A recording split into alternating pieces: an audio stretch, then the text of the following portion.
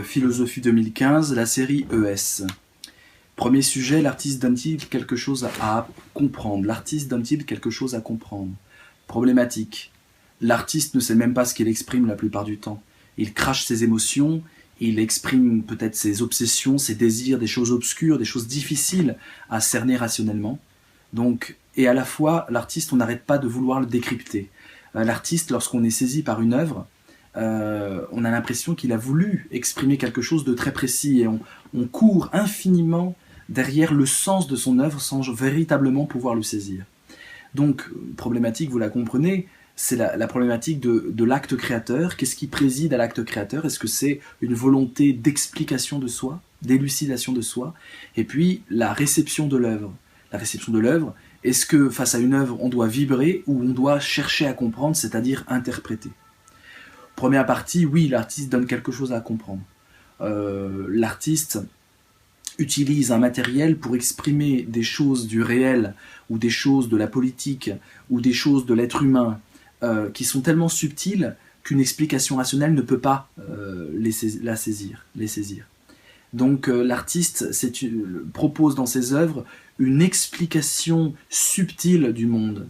Voilà, donc vous avez dans les références philosophiques, par exemple Heidegger, qui exprime cette idée en disant que finalement l'artiste, par l'œuvre d'art exprime la réalité des choses, la vérité des choses que dans la vie quotidienne nous ne voyons même pas. Il prend l'exemple des souliers peints par Van Gogh.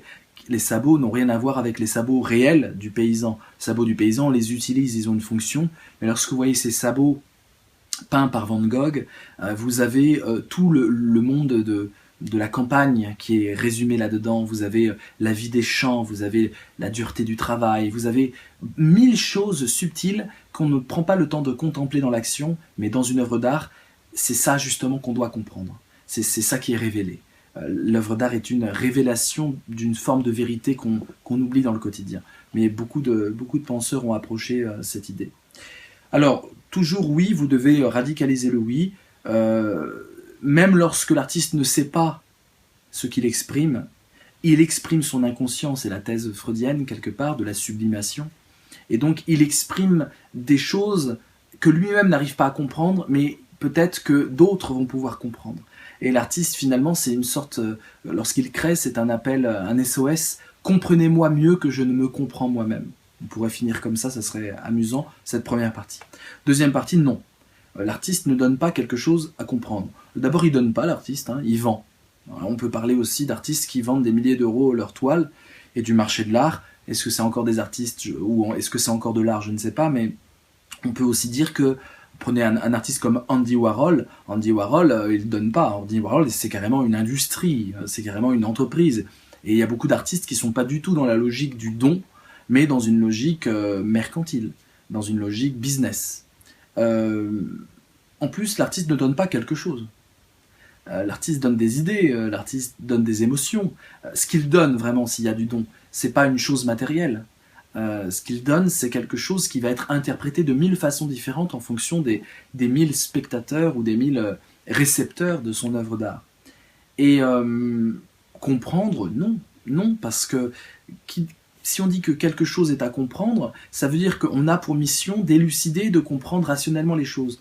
Or, l'artiste travaille avec des émotions. Donc, l'artiste donne quelque chose à vivre, quelque chose à ressentir, mais pas à comprendre. On n'est pas dans l'espace de la rationalité.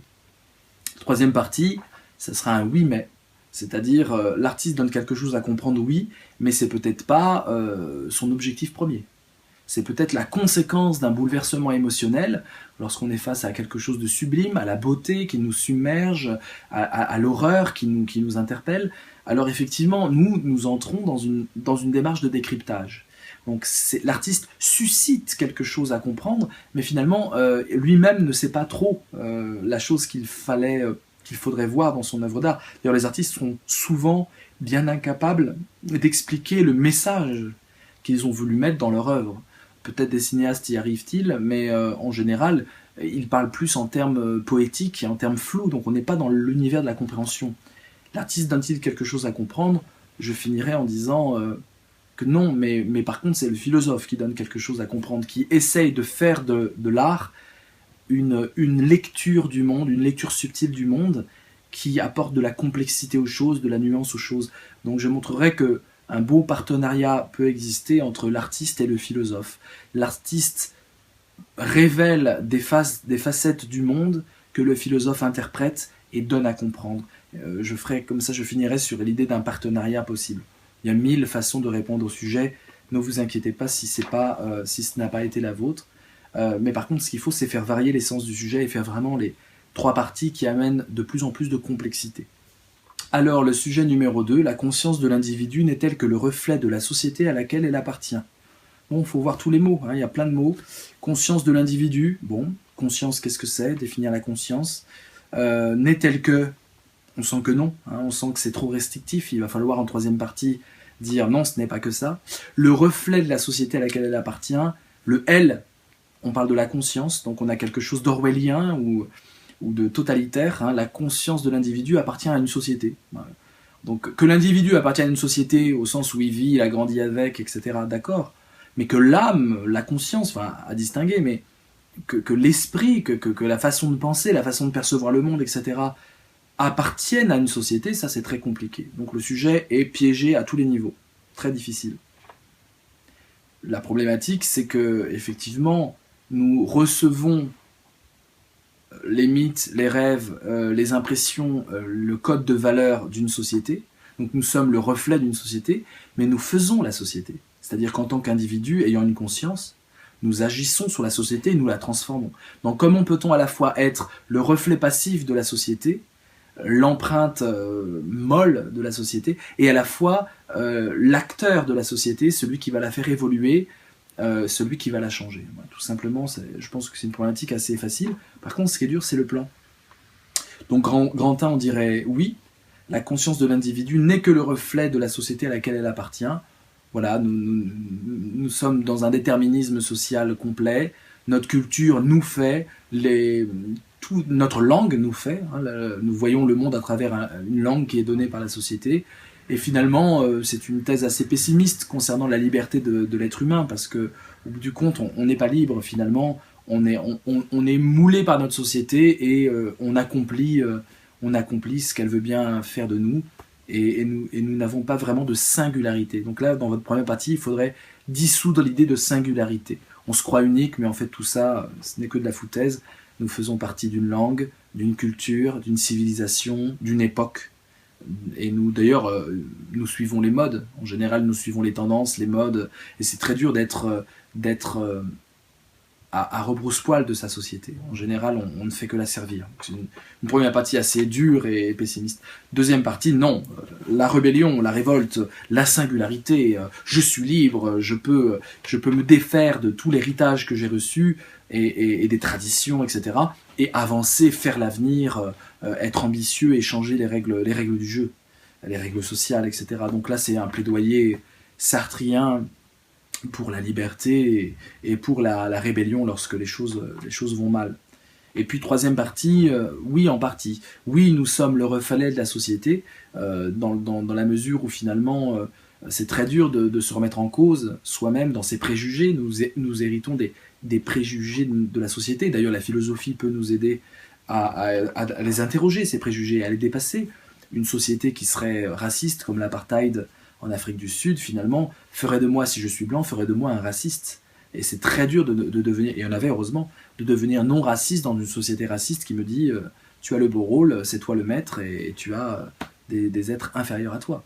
Donc ça demande vraiment un travail philosophique, grosso modo, de réflexion sur soi-même, d'introspection et de dépassement de ses préjugés.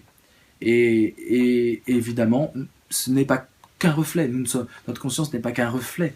D'abord, notre conscience n'appartient pas à la société. Notre conscience est la conscience humaine, qui est faite d'émotions universelles, qui est faite de sentiments de justice et d'injustice qui peuvent être universels. Et donc là, on peut avoir une vision un peu plus universaliste et humaniste. Et puis on finira, je pense, je finirai sur cette notion que la société, si elle est vraiment démocratique, fait en sorte que les consciences des individus ne soient pas de simples reflets d'elles-mêmes, mais soient prises en compte.